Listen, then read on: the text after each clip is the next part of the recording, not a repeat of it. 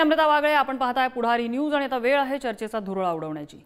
नुकत्याच झालेल्या लोकसभा निवडणुकीत महायुतीचा मोठा अपेक्षाभंग झाला। त्यातही 45 पार नारा देणाऱ्या भाजपला अगदी एक आकडी खासदार संख्येवरती समाधान मानावं लागलं। आता या सगळ्या फियास्को नंतर भाजपकडून पराभवाचं चिंतन सुरू झालंय। आज त्यांचा पहिला अंक किरीट सोमय्या यांच्या पत्रकार परिषदेतून समोर आला। त्यांनी अमरावतीमध्ये नवनीत राणा यांचा पराभव का झाला हे आकड्यांसहित सांगितलं।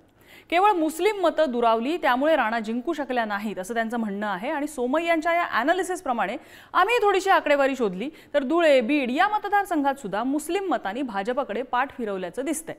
सोमय्यांनी या सगळ्या प्रकाराला वोट जिहाद म्हटलंय।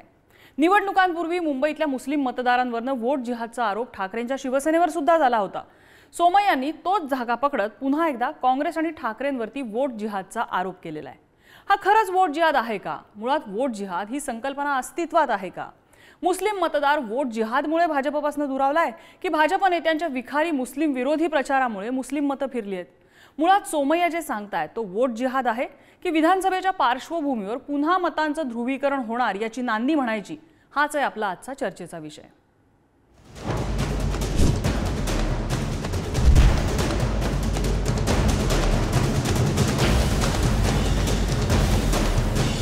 आणि याच संदर्भातल्या चर्चेत आपल्यासोबत सहभागी होत आहेत भाजपचे राज्य प्रवक्ते शिवराय कुलकर्णी, काँग्रेस प्रवक्ता हेमलता पाटील आपल्यासोबत आहेत आणि राजकीय पत्रकार अतुल होवाळे हे दिल्लीहून आपल्यासोबत चर्चेत सहभागी होत आहेत। आपण चर्चेला सुरुवात करण्यापूर्वी सोमय्या यांनी नेमका काय आरोप केलेला होता तो सुरुवातीला ऐकूया। हे 36 बूथ मध्ये भाजपला या परिसरात 126 मतं मिळाली। 36 बूथ मध्ये 126 आणि राहुल गांधी काँग्रेसला 25,748। उद्धव ठाकरे आणि राहुल गांधी काँग्रेसचा विजय हे फक्त आणि फक्त वोट जिहाद मुळे झाला आहे। सुरुवात शिवराय कुलकर्णींपासून करूया। शिवराय कुलकर्णी, वोट जिहाद हा ॲनालिसिस भाजपकडनं कसा करण्यात येतोय?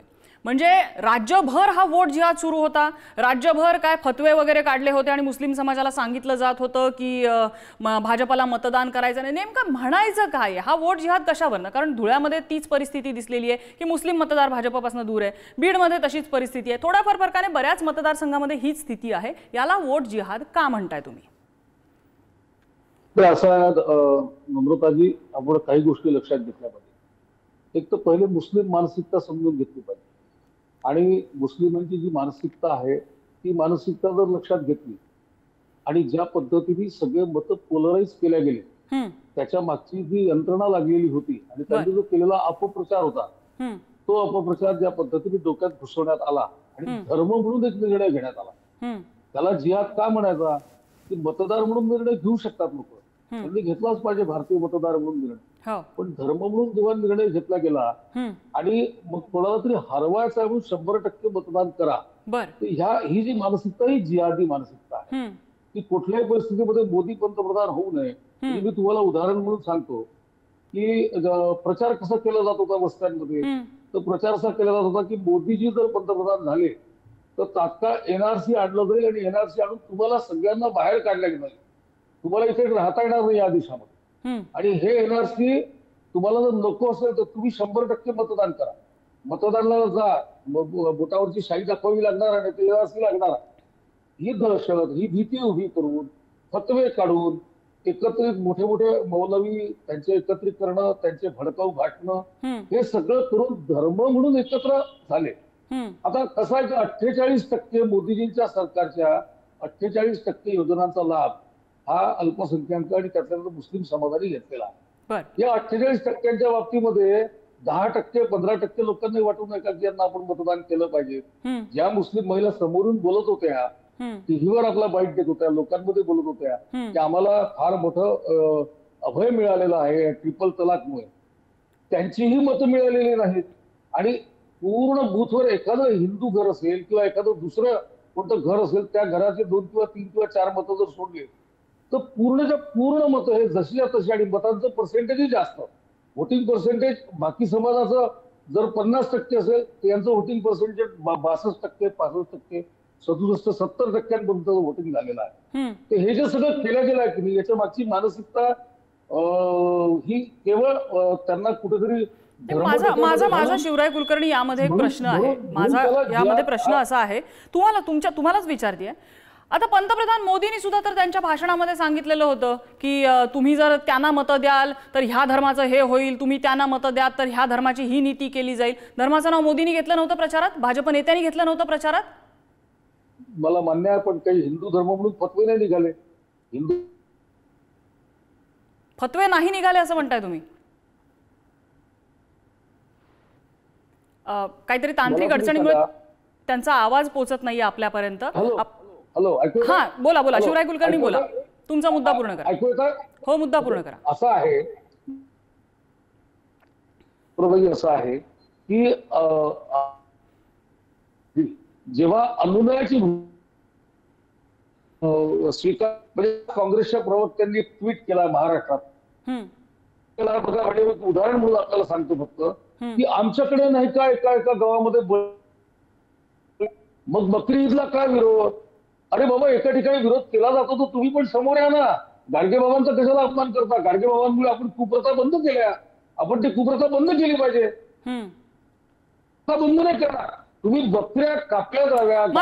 मला अजूनही फरक कळला नाही. म्हणजे मगाशी कदाचित तुमचा आवाज येत नव्हता, त्यावेळेला तुम्ही बोलला असाल तर मोदींनी हिंदू धर्माचा विचार करणं आणि प्रचार करणं, त्याचबरोबर असं तुम्ही जर या एका पक्षाला मत द्याल तर ह्या धर्माचं लांगुल चालन ते करतील, त्या पक्षाला मत द्याल तर त्या धर्माचं लांगुल चालन होईल, असं म्हणत हिंदूंना आवाहन करणं हे चालतं. आणि मग मुस्लिम समाजाच्या नावाने जर कुणी प्रचार करत असेल तर त्याला वोट जिहाद म्हणायचा, हे काय आहे?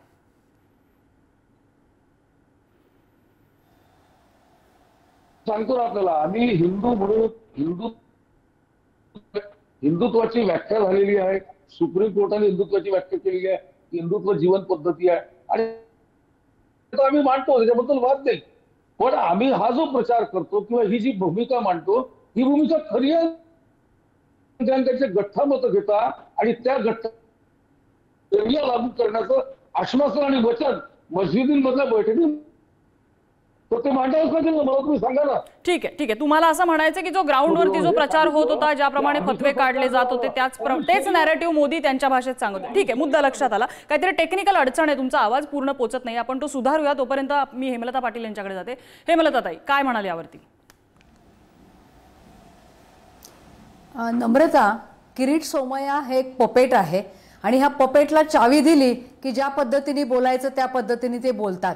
आता जिहाद वगैरे असे शब्द जेव्हा यायला लागले तेव्हा विधानसभेला 100% ध्रुवीकरण करण्यासाठीचाच हा संपूर्ण खेळ आहे असं माझं स्पष्ट मत आहे.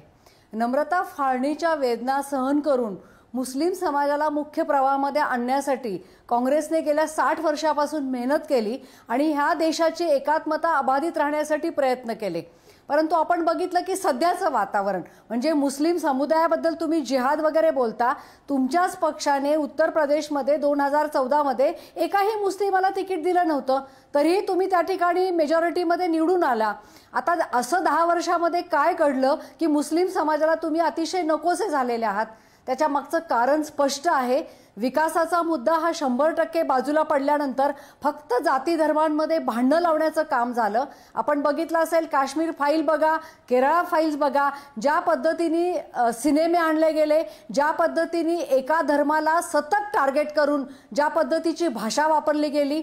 भारतीय जनता पक्षाचे सगळे खासदार, सगळे नेते, एवढंच काय पण पंतप्रधान म्हणजे मंगळसूत्रापासून ज्या पद्धतीचा प्रचार केला ते एखाद्या देशाच्या पंतप्रधानांनी अशा पद्धतीचा प्रचार केल्याचं माझ्या कधी ऐकवत नाही किंवा माझ्या कधी पाहण्यात नाही. म्हणजे 100% भारतीय जनता पक्षाने मतांचं ध्रुवीकरण करून हिंदू धर्म खतरे में, हिंदू असं म्हणण्यात अजिबात अर्थ नाहीये. मतांचं ध्रुवीकरण हे सगळेच पक्ष सगळ्याच लोकसभा निवडणुकांमध्ये करत आलेले आहेत आणि काँग्रेस काही त्याला अपवाद नाहीये. काही थेट करतात, काही सटल पद्धतीने करतात, पण ध्रुवीकरण हे बऱ्याच वर्षांपासून होत आलेलं आहे.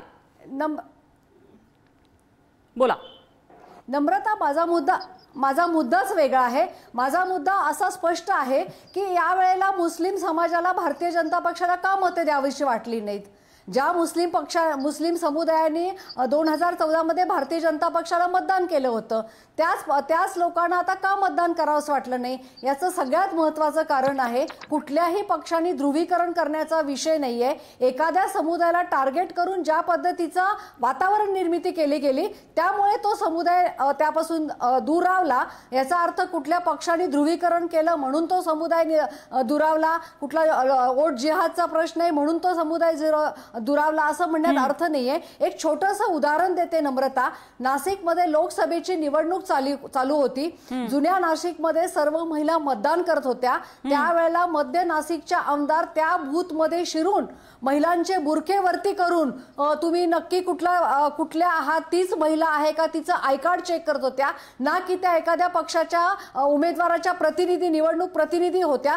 तरीही त्या बूथ मध्ये जाऊन अशा पद्धतीने महिलांचा अपमान करत होत्या. म्हणजे भारतीय जनता पक्षाने हे काही जे सगळं धोरण अवलंबलेलं आहे त्याच्या विरुद्ध मुस्लिम समुदायाचा सर्व संताप जो काही असेल तो या निमित्ताने बाहेर पडला. याचा अर्थ कुठल्या पक्षाने ध्रुवीकरण केलं किंवा कोणी फतवे काढलं म्हणून ही निवडणूक झाली असं म्हणणं हे संपूर्णपणे चुकीचं आहे. बरं, आता फतवे काढलेत असा आरोप होतोय, दुसरी बाजू म्हणते फतवे काढले नाहीत. अर्थात याचे पुरावे माझ्याकडे नाहीयेत, हा तपासाचा भाग आहे. खरंच असं काही आहे का हे तपास यंत्रणांना जर कुणी अप्रोच झालं तर आपल्याला कळू शकेल. अतुल होवाळे आपल्यासोबत आहेत. अतुल होवाळेजी, मला वाटतं तुम्ही अमरावती, ज्याचा उल्लेख किरीट सोमय्या यांनी केला होता, त्या अमरावतीमध्ये तुम्ही फिरला होतात निवडणुकीच्या काळात. अजून एक आकडेवारी मी तुम्हाला सांगते. धुळ्यामध्ये सुभाष भामरे विरुद्ध शोभा बच्छाव अशी जिथे लढत होती तिथे सुभाष भामरे 6 पैकी 5 मतदारसंघामध्ये जवळपास 1,85,000चा लीड येताना आणि मालेगाव मध्य या एका ठिकाणी शोभा बच्छाव यांना 1,98,000 आहेत मतं आणि 4,500 ही भामरेंना आहेत आणि त्या मतदारसंघामुळे त्यांचा पराभव होतो. मुस्लिम मतं एक गठ्ठा शोभा बच्छाव यांच्याकडे जातात. मुस्लिम बहुल मतदारसंघ आहे मालेगाव मध्य हा, ही सुद्धा एक आकडेवारी. दुसरा, नवनीत राणांच्या बाबतीत 126 विरुद्ध 25,000 अशी आकडेवारी किरीट सोमय्या यांनी दिली. मी ती तपासून नाही बघितलेली, त्यांनी दिलेली ही आकडेवारी आहे. या आकडेवारीचा अर्थ काय काढायचा?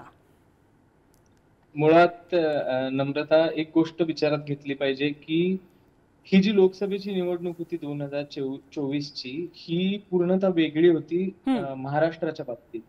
ज्या पद्धतीनं 2014 आणि 2019ला देशात मोदींची लाट होती त्याचप्रमाणे 2024ला मोदींच्या विरोधातली लाट महाराष्ट्रात मला जाणवली, विशेषतः विदर्भ आणि मराठवाड्यात. त्याची कारणही तशी होती की जो शेतकऱ्यांचा जो विरोध आहे तो सगळ्यात खूप महत्वाचा मुद्दा आहे यामध्ये.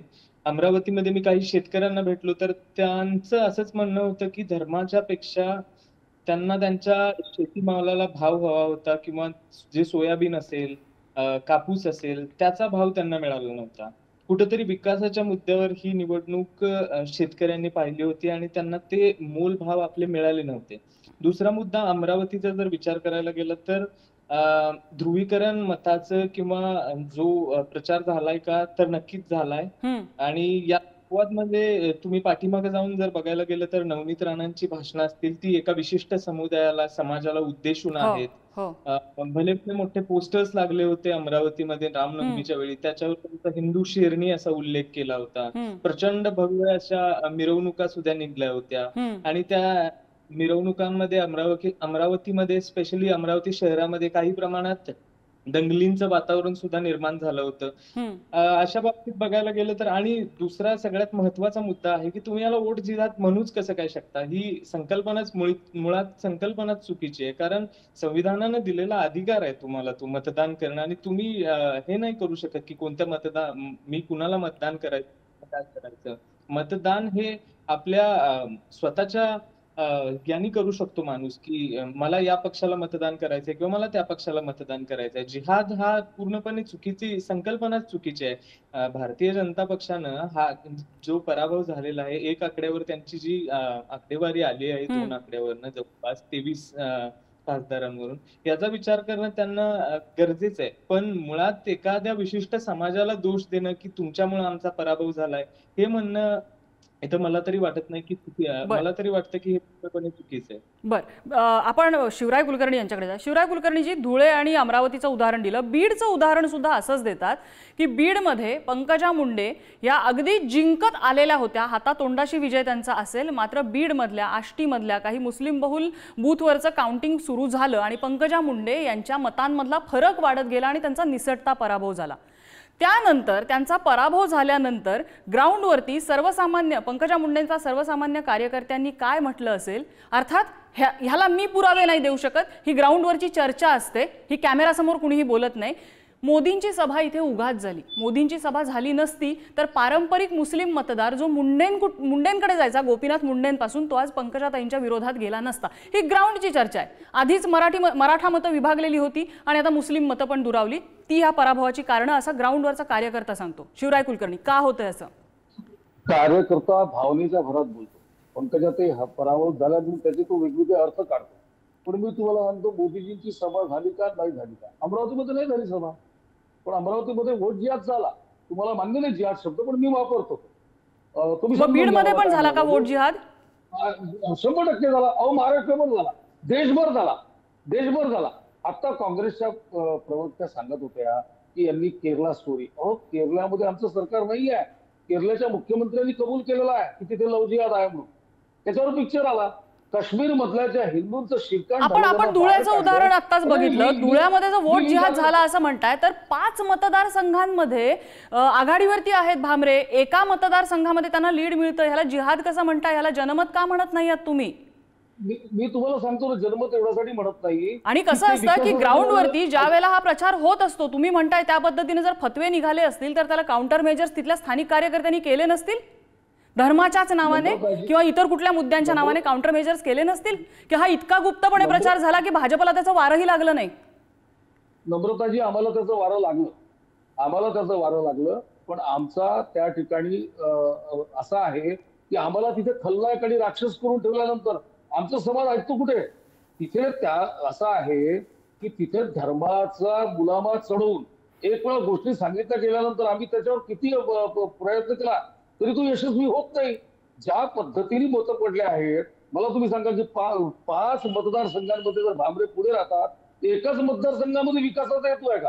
म्हणजे जिथे मुस्लिमांचे मतं मिळाले तिथली निवडणूक विकासावर झाली, आणि जिथे बाकीचे मतं मिळाले आणि भामरे समोर गेले त्यांचा मात्र त्यांनी विकास केला नाही म्हणून त्यांचा पराभव झाला.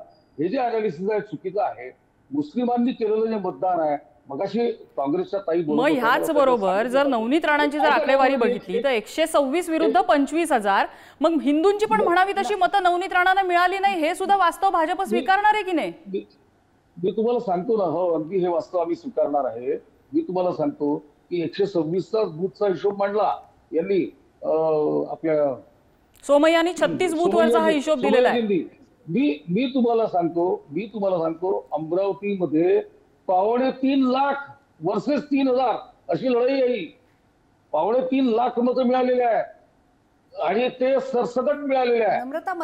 बुथवर म्हणजे मी तुम्हाला उदाहरण म्हणून सांगतो, 900 मतं बळवंत वानखडे यांना, 3 मतं नवनीत राणा यांना, 800 मतं 1 मत नवनीत राणा यांना, 498 0 मत नवनीत राणा यांना, 699 3 मतं. हे सगळे जे आहे असोसिएशन उर्दू बॉईज कनिष्ठ महाविद्यालय असोसिएशन. पण शिवराय कुलकर्णीजी, या 25,000 मतांव्यतिरिक्त आणखी 350 मतं पण त्यांना मिळाले आहेत. त्याची बेरीज 3 लाख, आणखी 3.25 लाख मतं त्यांना मिळालेत, ज्याची बेरीज 3 लाख झाले आणि ते विजयी झालेले आहेत. त्या उरलेल्या 3.25 लाख मतांचा काही हिशोब भाजप मांडणार आहे की नाही, की ह्या 25,000 बोट ठेवून इथे जिहाद झाला, वोट जिहाद झाला म्हणून भाजप त्याचा अनालिसिस एवढाच करणार? 3.25 लाख मतं ही धर्माच्या आंधळेपणातून गेलेली मतं आहेत.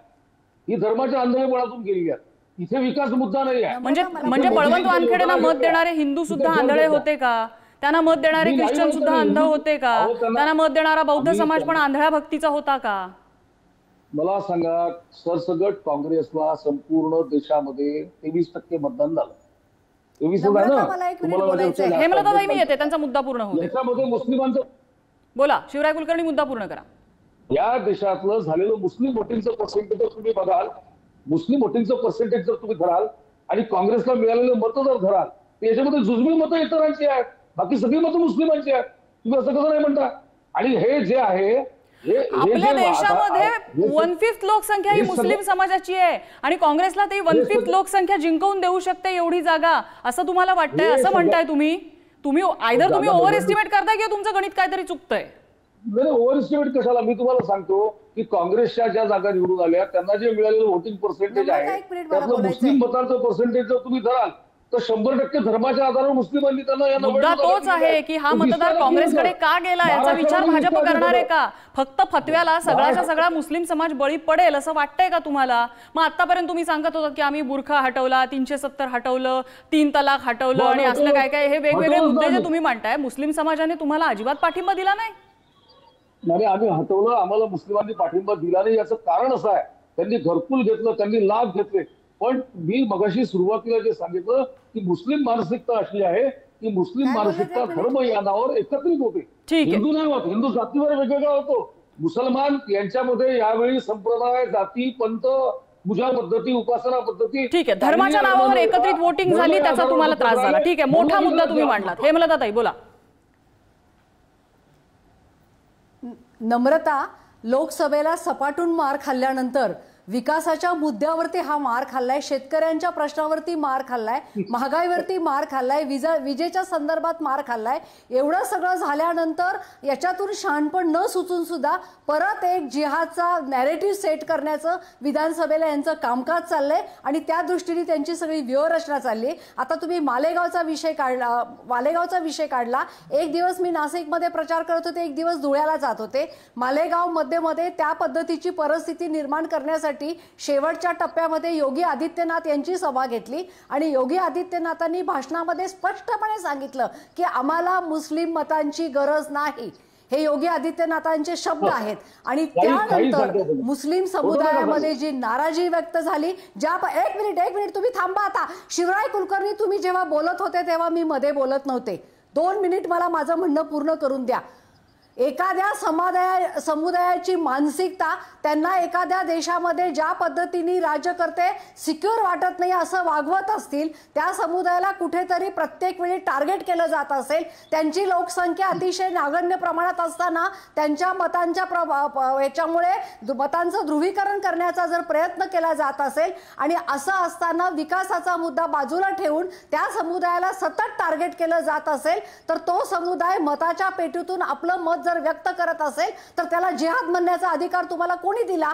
आणि कशा पद्धतीने तुम्ही असे शब्द वापरता? तुम्ही जबाबदार लोकप्रतिनिधी नाहीये का? म्हणजे समाजामध्ये फूट पाडायची आणि केवळ मतांची पोळी भाजायची, अशा पद्धतीचं घाणेरडं राजकारण जे तुम्ही सुरू केलेलं आहे ना, त्याच्यासाठीच या समुदायाने तुम्हाला जोराची चपराक मारली. आणि ती चपराक फक्त मुस्लिम समुदायाने नाही मारली, तर शेतकऱ्यांनी सुद्धा मारली आणि महिलांनी सुद्धा मारली आहे. बरं, माझी वेळ खरं तर संपत आली. मला शेवटची कॉमेंट अतुल होवाळेंकडनं घ्यायची. तत्पूर्वी अगदी थोडक्यात शिवराय कुलकर्णी, अगदी थोडक्यात. म्हणजे असा शहाबानो प्रकरणापासून तर आजपर्यंत या देशात झालेला जो अनुनय होता आणि आता यावेळेचा जो जाहीरनामा, या जाहीरनाम्यामध्ये